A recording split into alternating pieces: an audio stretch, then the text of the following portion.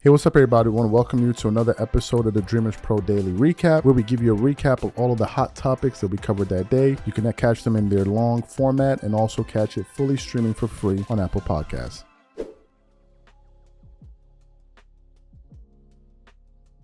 I think this Bronny James, LeBron James story is going to be one of the most talked about things this entire NBA season, especially given the way that it's being promoted. They finally took the floor together during their last game against the Phoenix Suns, and it became the biggest thing in news. You saw news publications from ESPN all the way to the BBC sharing it all over the internet, all over the world, basically, that LeBron and his son finally played together, and they made history by being the first father and son duo, to play in an NBA game, right? And from that standpoint, it is historic, and it is a moment.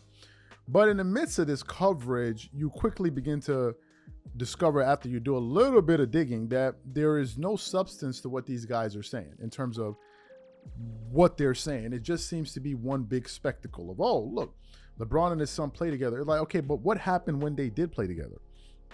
What came out of that experience when both of these guys played together? And what you would quickly discover is that the first game Bronny played in an NBA, albeit a preseason game, he was very bad. In the second game, he was even worse. He finished that game with 0 points, I think 2 rebounds, and 4 turnovers. Now, LeBron James, he finished the game with 19 points in 16 minutes, but he himself had 4 turnovers himself. And in the midst of all of this coverage and all that, we're waiting for people to be like, yeah, okay, they had a moment. But at the same time, Bronny hasn't been looking good at all. And it seems like if you even dare to point this out, the big voices in media will try to shut you down and basically say, how dare you even talk about this? You ought to just be happy that LeBron and Bronny James are having this moment. And some of the biggest voices doing this are Stephen A. Smith and Shannon Sharpe. Yesterday, they had a segment on ESPN called Quick Hitters, where they were rapid fire responding to a bunch of different topics. And one of those topics was Bronny James and LeBron James having a moment. In the midst of that, Stephen A. Smith decides to start scolding people that are a bit skeptical about this pairing, especially Bronny James' ability to play as a basketball player. And then Shannon Sharpe jumped in and basically started calling people out for daring to even take a holistic approach to this situation of LeBron James and Bronny James playing on the floor together. So what we want to do now is we're going to play what these gentlemen had to say on ESPN First Take yesterday, and then we're going to come back and react to their comments. Take a listen to what these gentlemen had to say here. I mean, it's surreal. I mean, I think we've only, in modern time, I remember when King Griffey Jr. and his dad was on the field together with the Mariners, and to see this, I never thought it was even possible, because that means Senior is going to have to play well enough, long enough, in order for Junior just to make it to that point. It's an unbelievable feeling. And guess what, Stephen A.? I believe the first game of the season they're going to play, I will be at that game. Now, run tell that. October 22nd, Shea going to be in the house, for sure. Well, first of all, I find it very difficult to believe that you're going to make the game. I got to see it to believe it, because you're a hater. With your damn schedule, who knows whether or not you're going to be there. I'll probably be there, though, but I will say this. I just want to take a moment to say this in all seriousness. We could talk about how surreal the moment is.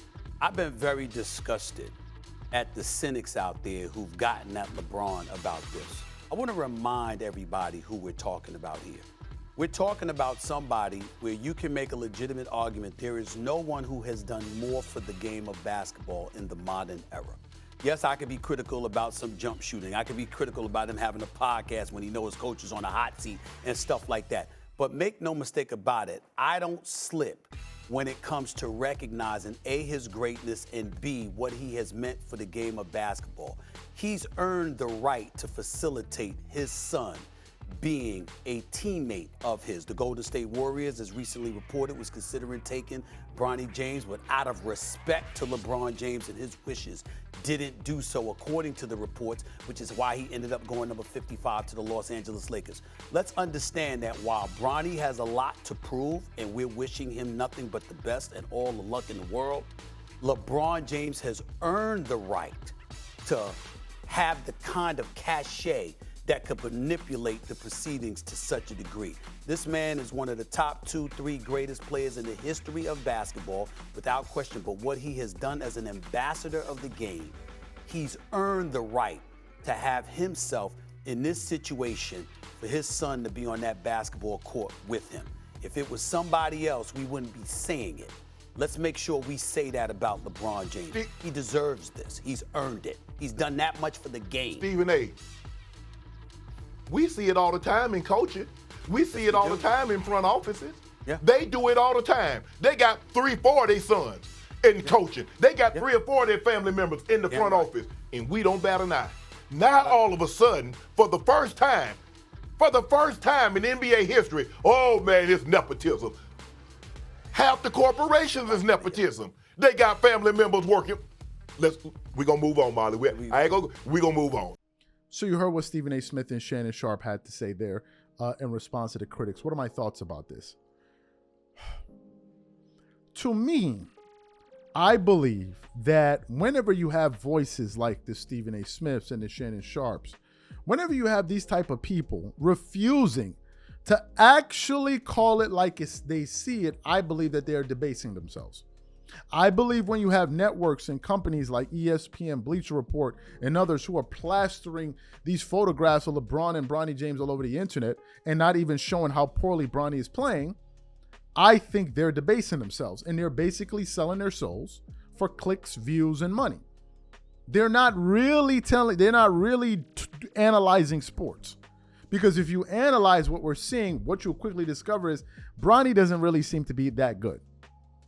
He doesn't seem to be that good. And the Lakers even considering to play him on a consistent basis speaks to the flagrant lack of concentration and seriousness of the Lakers organization. You cannot tell me that you want to win championships and you're all about championships, and then you have Bronny James playing 13, 16 minutes a night. Now, granted, it's a preseason game. I don't expect to see that. We've also heard that Bronny James is going to go to the G League once the season commences, but we've also heard that he's going to be playing with LeBron James on opening night. So that tells us that this is a spectacle.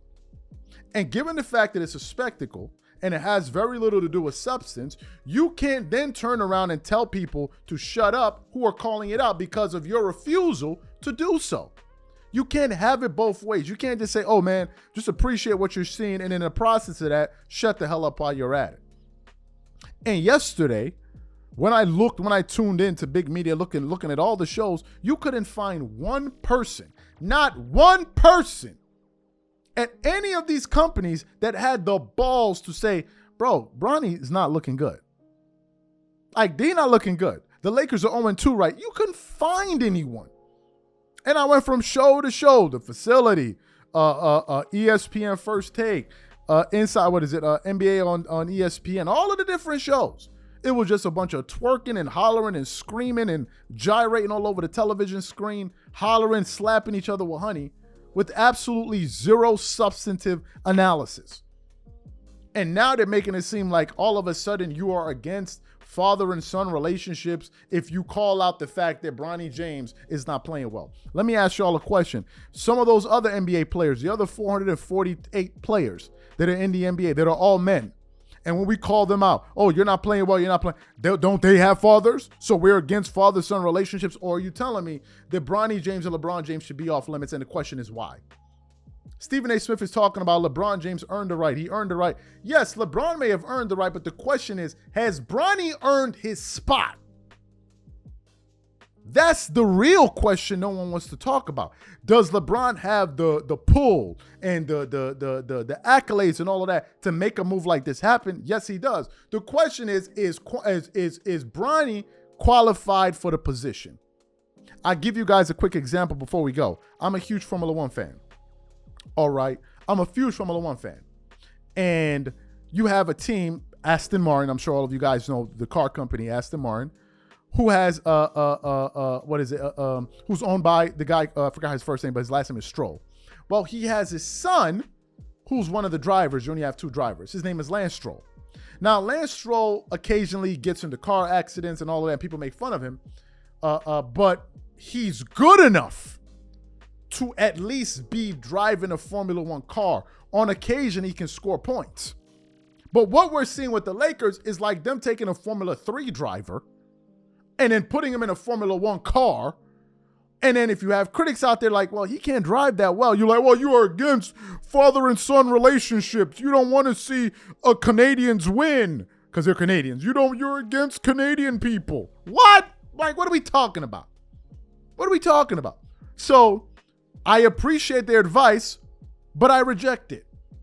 I think there must be a balance in sports media, and all of these guys are in lockstep to essentially twerk it up all over the screen, and nobody's going to call it like they see it. If Bronny was playing out of this world, we would say it, but he's not. Let's stop pretending.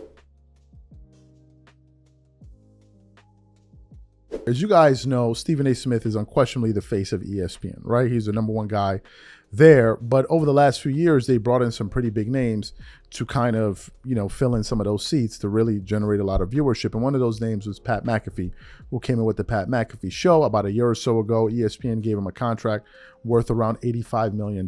Now, if you know anything about Stephen A. Smith has always said that he wants to be the highest paid employee at ESPN, number one. Number two, Stephen A. Smith always has this thing of pocket watching and watching how much money other people make, especially people within his industry. He doesn't hide it.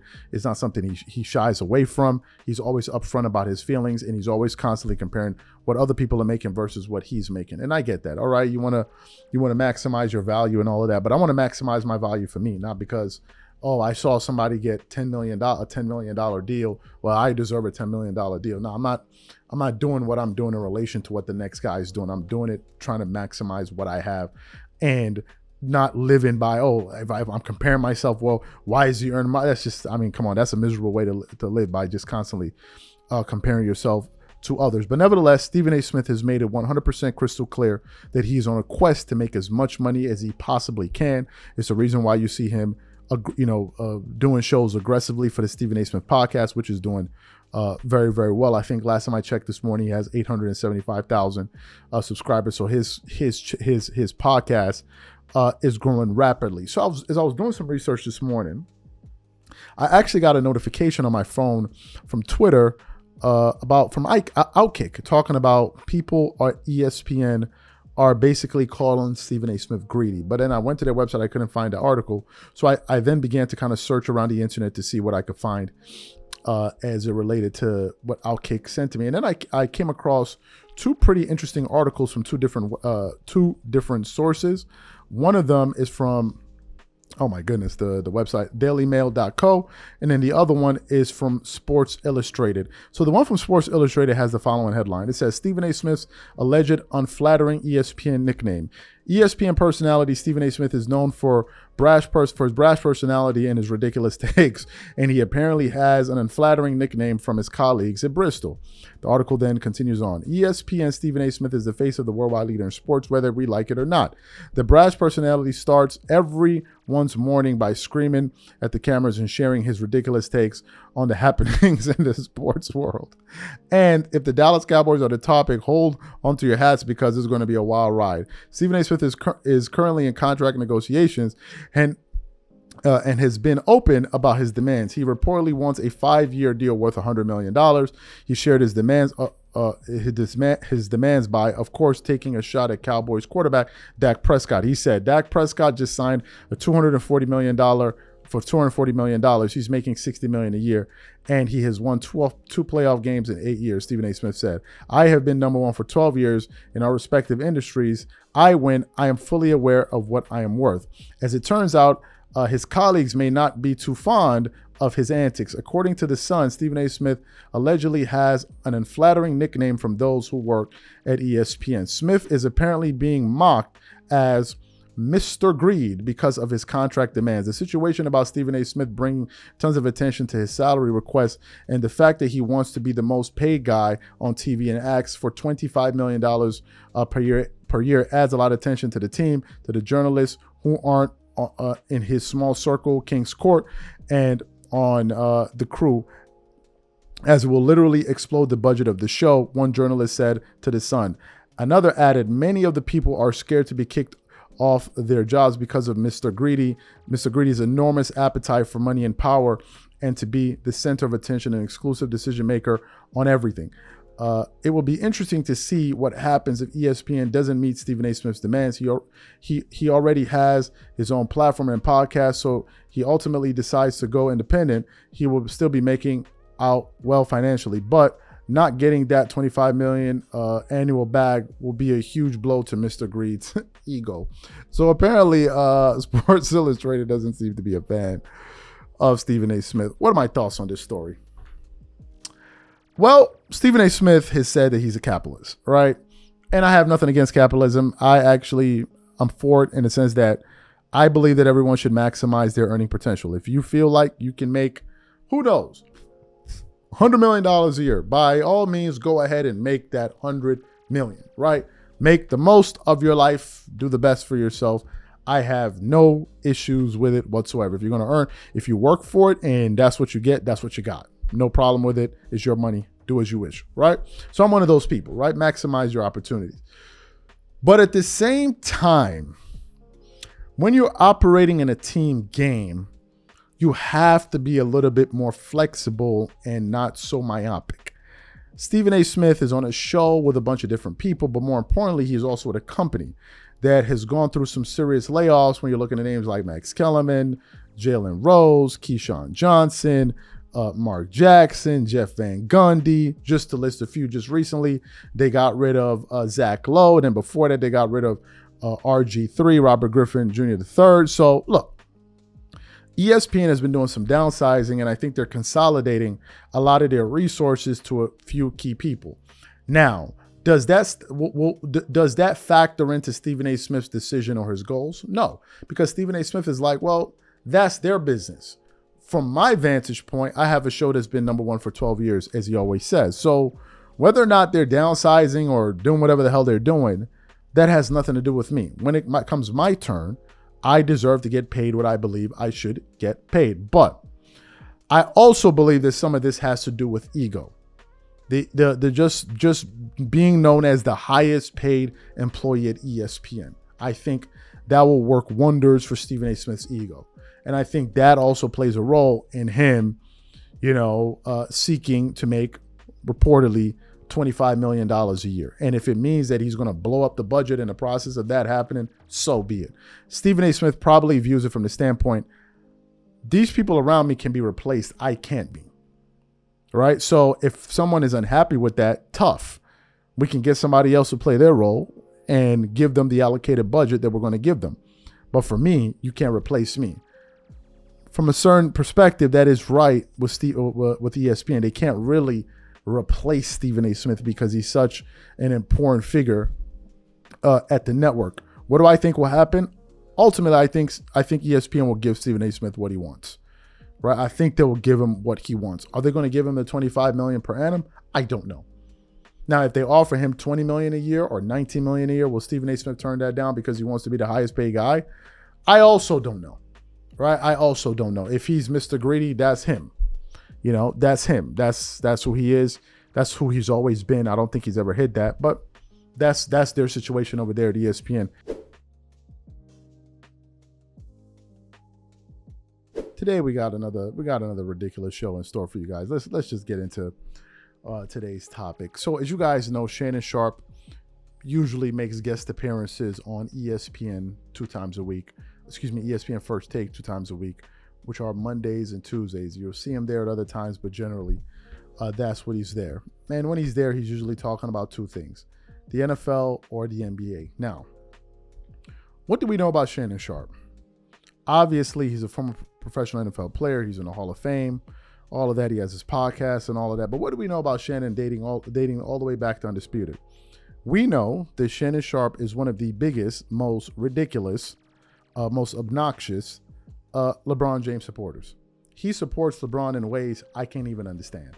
He put up a picture some years ago with LeBron James bed sheets. I don't know what to say. He used to come into studio with a goat mask on his head, wearing the LeBron James jersey, hollering and screaming and just basically having a good old time supporting LeBron. So we know Shannon Sharpe is a huge LeBron James fan.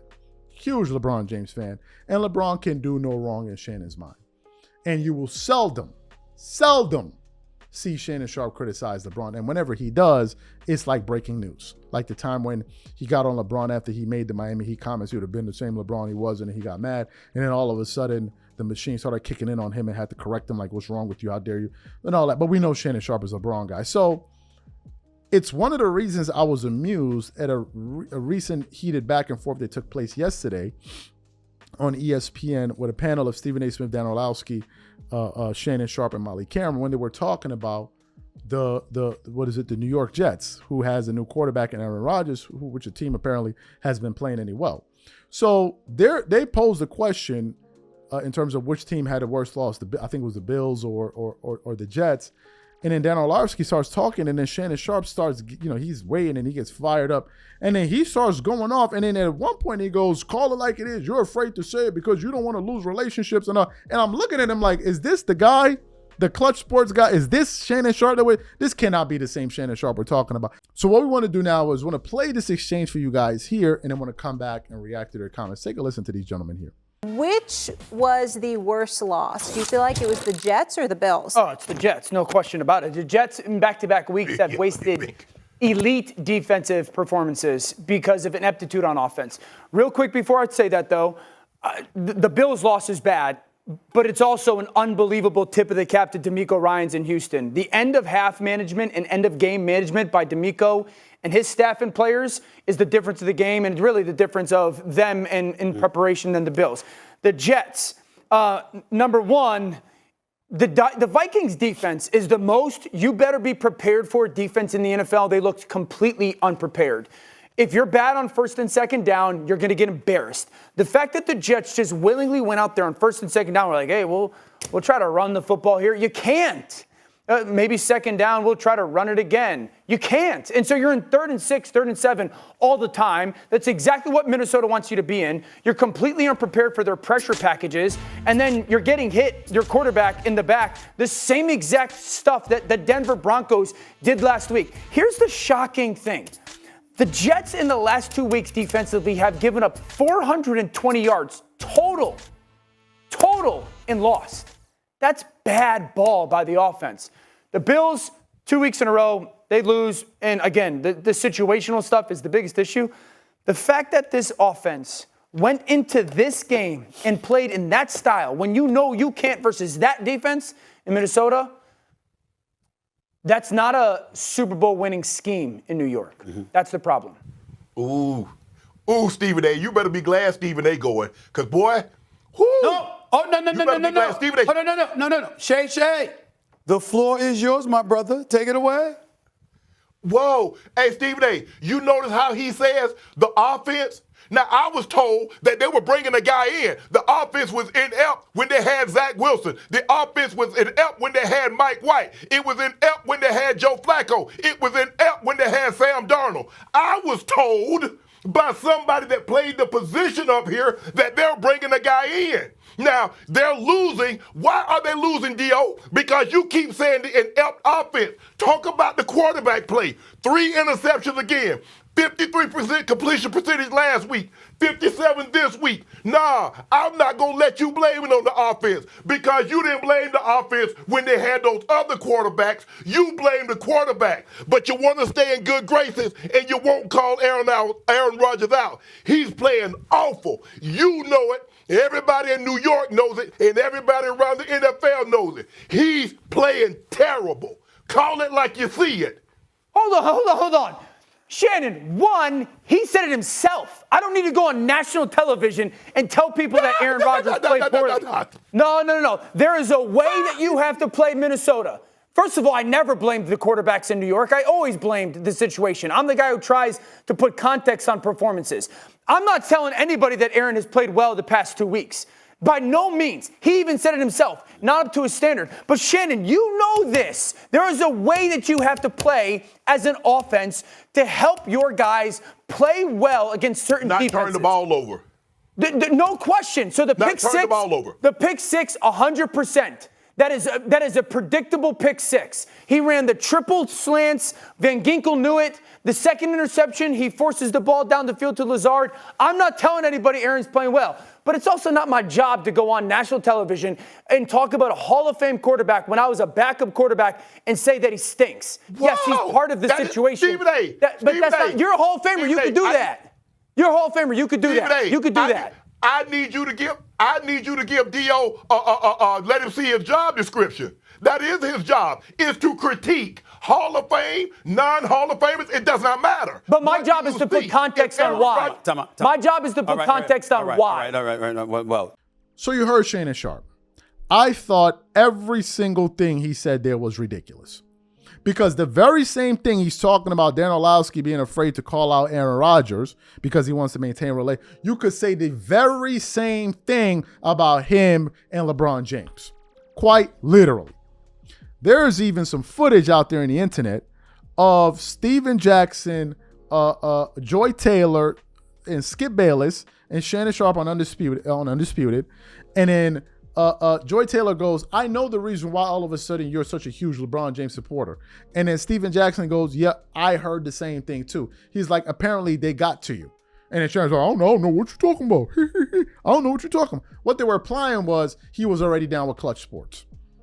And that's the reason he was up there every single day twerking it up, hollering and screaming, slapping each other with honey all day long for LeBron James. So for him to be talking about call it like it is laughable.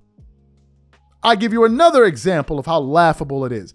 It is. 2 years ago when they signed Russell Westbrook, when they had the debacle of a season, they spent him, Skip, the rest of the media, all year long blaming Russell Westbrook. That's all they did. You could barely find any footage of Shannon Sharpe blaming LeBron. You could barely find it. Shannon is a part of the media group that's amongst the people that are always making excuses for LeBron. Always. Because he doesn't want to ruin that relationship. Because he knows if he calls it like he sees it, he might unfollow you on Instagram the way he did Kendrick Perkins for keeping it funky. He knows that. So for him to be calling out Dan Orlovsky, I'm like, bro, this is you for Clutch Sports and LeBron James. This is you. Quite literally. And everybody knows it. That's the reason why you see some debates between himself and Stephen A. Smith. When you see Shannon Sharpe try to show some level of objectivity, and you'll see Stephen A. Smith go, wow, I'm shocked coming from you. Why do you think he's saying that? So I thought it was pretty rich listening to Shannon Sharpe sit up there talk about you want to preserve relationship. Let Shannon Sharpe go 2 weeks. 2 weeks on TV where he's keeping it real about LeBron James, and I guarantee you LeBron will cut his ass off. That will be the end of it. That'll be the end of it. So these are my thoughts. As he was going off on that, I was just thinking about that. I'm like, yo, bro, cut it out, man. Like, you're one of the people, you're one of the worst when it comes to that. So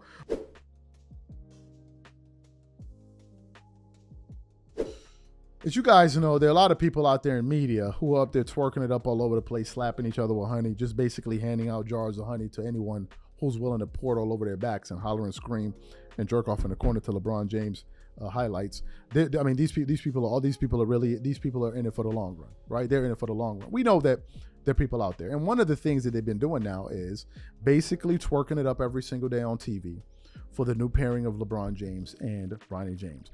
We covered it. I even put up a post about it on our community section. I said, wow, this is such a wonderful moment to see LeBron James and his son, Bronny James. It was pretty cool.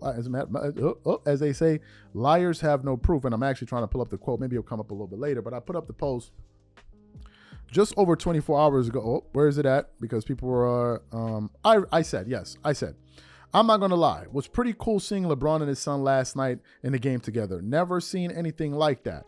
Pretty cool. That's what I said. But in the subsequent shows after their outing, after they both had 8 turnovers combined, Bronny's had 2 points in 2 games. 2 points in 2 games, right? But he's being plastered all over the internet. And I'm sitting there like, yeah, they're talking about the moment, but like, your son is not playing well. Why isn't anyone talking about the fact that Bronny is not playing well?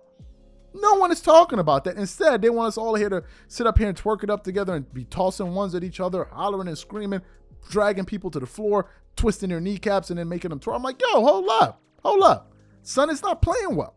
And if you point that out, all of a sudden you're some type of hater. So I went 19 hours ago and I posted on the community section of a channel. I said, so no one on TV is going to talk about the 4 turnovers and 0 points? Would you know that no one on TV had the balls to talk about that yesterday except one person? And their show came out this morning. Who am I talking about? We talking about Cam and Mace. Cam and Mace from the show It Is What It Is. I think they dropped the show today. It's about, it's over an hour.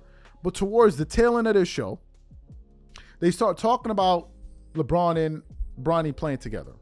So Mace goes first. Mace gives a heartwarming take on it. And what he said is correct. But as he's saying that, Cam is just sitting back listening. Cam is listening, he listening. Cam is listening. And then as soon as Mace finishes, Cam goes, man, this is the reason why I can already see like something like, we definitely don't be agreeing on a lot of stuff. And Cam starts going out there and basically saying what all the other people that refuse to grab jars of honey and twerk are saying. Like, yo, son is ass right now. So what we want to do now is we want to play exactly what Cam had to say in response to Mace. And then we're going to come back and react to what Cameron had to say. Take a listen to what Cam had to say here. Me and you could never be on the same page, bro, because now I think it's a big bag of baloney. He was minus 16 when he was on the floor, 0 for 1, 13 minutes. Did not look good whatsoever. Beautiful words. Move mountains. The earth shaking. I gave that speech last week. All right? Big bag of baloney. Until we get to I ain't like it one bit. Wait, not the stats, just the moment. Thing about it, stat, I seen Ken Griffey and his father be on the same baseball field. I seen it before. So it ain't like I ain't seen no this before.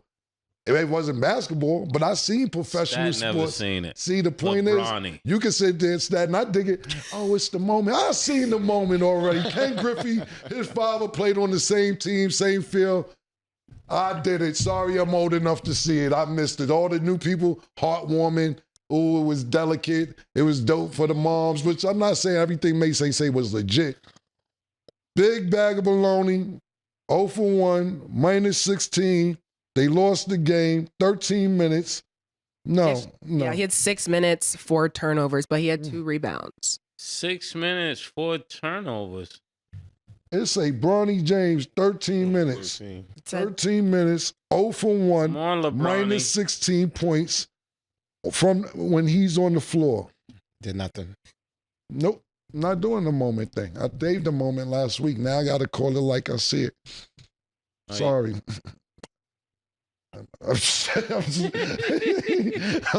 Listen, I wanted to work out. Do I want to work out? Cool. And what Mace said is absolutely true. And what Stat is trying to get at is, it is a moment. Unfortunately, I seen this moment. And you know what? Both them nice. Ken Griffey Jr. ended up being better than Ken Griffey Sr. And his sneakers was hot.